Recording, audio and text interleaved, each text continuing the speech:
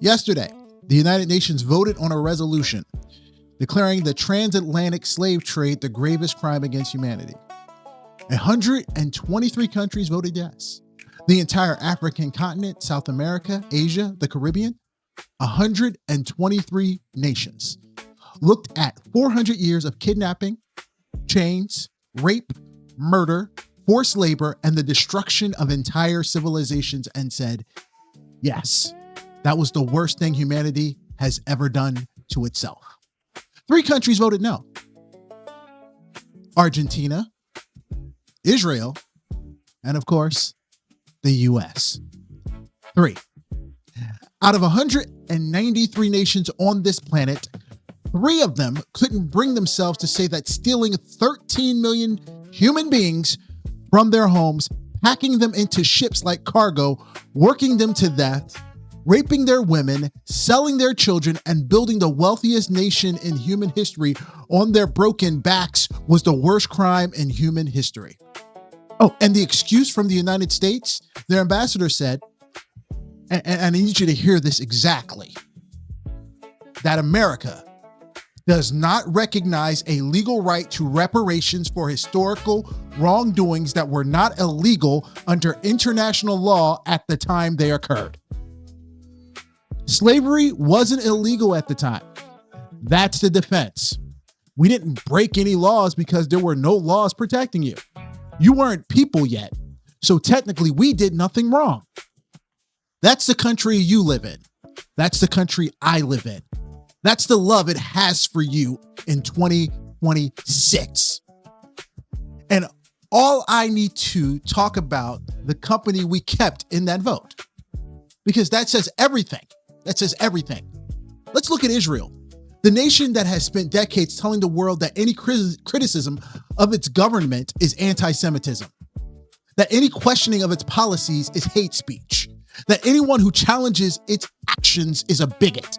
That nation, when asked simply to acknowledge the enslavement of Black people was the gravest crime in human history, said no. So let me ask the question that nobody in the mainstream is going to ask.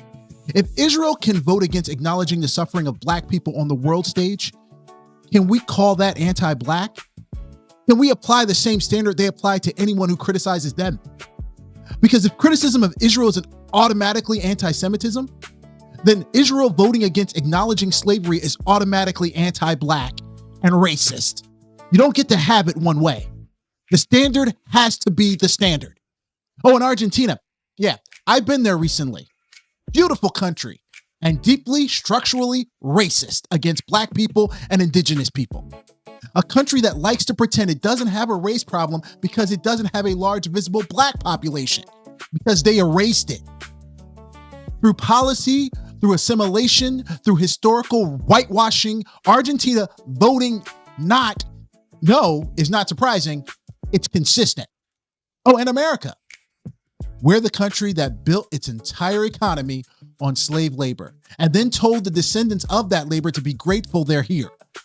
The country that won't teach the full history of slavery in schools, that bans books about it, that calls CRT a threat, that told the Smithsonian it was focusing too much on how bad slavery was. Trump literally said too much focus on how bad slavery was. Trump literally said that in a museum about slavery. And now we voted no at the United Nations when the world asked to simply say, yes, that was the worst thing. Where's the love? You know, the love from this so-called Christian nation. You know, Christianity doesn't only preach about faith and hope, it also speaks of repentance. And this is a so-called Christian nation. And you would think as a so-called Christian nation, they would acknowledge their sins and be repentful of them. But where's the love? Where's the repentance? Where's the love in a country that can't acknowledge what it did? Where's the love in a government that fights harder against reparations language than it fights against child poverty? Where's the love in a nation that will send billions in weapons overseas but won't say the words "we owe you" to the people whose labor built everything you see? There is no love here. Not in the policies, not in the history, not in this vote. There is management. There's containment. There's a system designed to benefit from Black existence while refusing to honor it. 123 countries said yes. 3 said no. And we were one of the 3. Remember that the next time somebody tells you this country has changed, the next time someone says slavery was a long time ago, the next time someone says we should move on, 123 countries were ready to move forward. America, Israel, and Argentina couldn't even look backward. The smoke doesn't rise to be seen.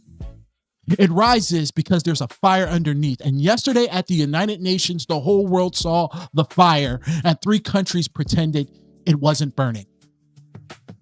Think for yourself. And you can quote me on that.